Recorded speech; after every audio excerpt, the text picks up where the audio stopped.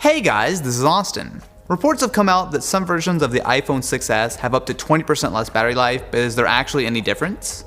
It all comes down to the chips inside.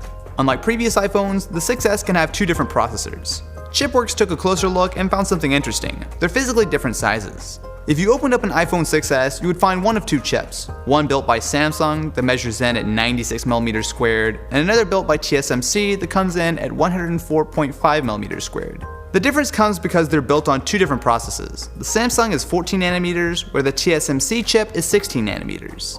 All this nerd talk aside, what this means is that not all iPhone 6s's are created equal.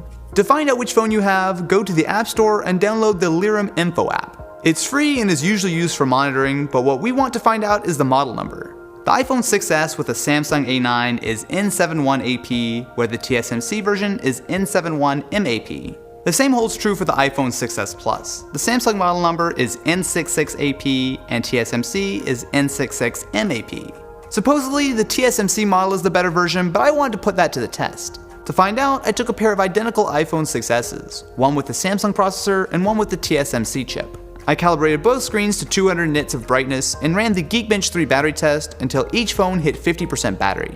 The results were really surprising. The TSMC phone lasted a full 50 minutes longer than the Samsung model, resulting in a nearly 1.5 times difference in battery life. This was also noticeable in the temperatures of the phones. The TSMC iPhone runs significantly cooler than the Samsung phone under load. Since Geekbench is the absolute worst case of how battery holds up under intense load, next I ran a much lighter video test. I loaded the same hour-long YouTube video with both phones connected to the same Wi-Fi network, and here there was a much smaller difference, with the Samsung phone using 15% battery compared to 14% with the TSMC model. The end result is very interesting. For normal use there's a fairly minor difference, but the TSMC iPhone can give you significantly better battery life for heavy use. There's really no way of telling which phone you're going to get before buying. The Lirum app is great, but it only tells you after you've bought the phone.